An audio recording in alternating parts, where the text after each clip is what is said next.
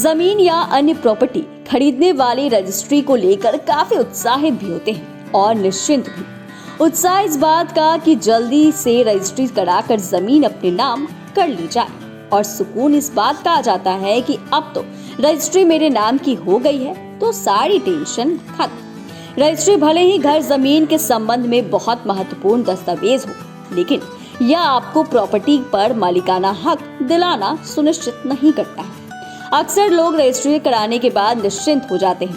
तो चलिए आज हम आपको इस वीडियो में बताते हैं कि आखिर ऐसा क्यों होता है।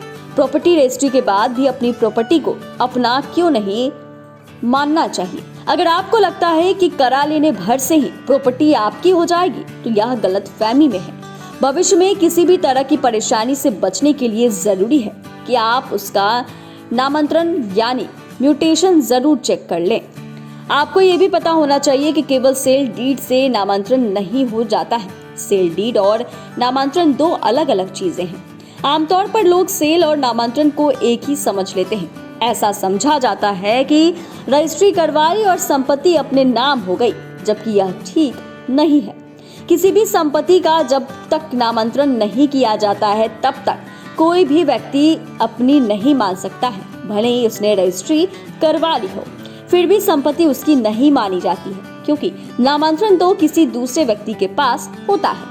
भारत में चल संपत्ति मुख्य रूप से 3 प्रकार की होती है। पहले खेती की जमीन, दूसरी आवासीय जमीन, तीसरी औद्योगिक जमीन। इस जमीन के साथ मकान भी सम्मिलित है।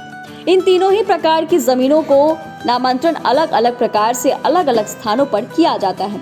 जब भी कभी किसी संपत्ति को सेल डीड के माध्यम से खरीदा जाए या फिर किसी अन्य साधन से अर्जित किया जाए, तब उस दस्तावेज के साथ संबंधित कार्यालय पर उपस्थित होकर संपत्ति का नामांतरण करवा लेना चाहिए।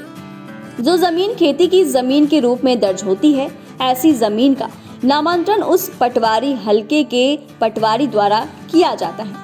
आवासीय भूमि का नामांतरण कैसे किया जाए? तो आवासीय भूमि से संबंधित सभी दस्तावेजों का रिकॉर्ड उस क्षेत्र की नगर निगम, नगर पालिका, नगर परिषद या फिर गांव के मामले में ग्राम पंचायत के पास होता है।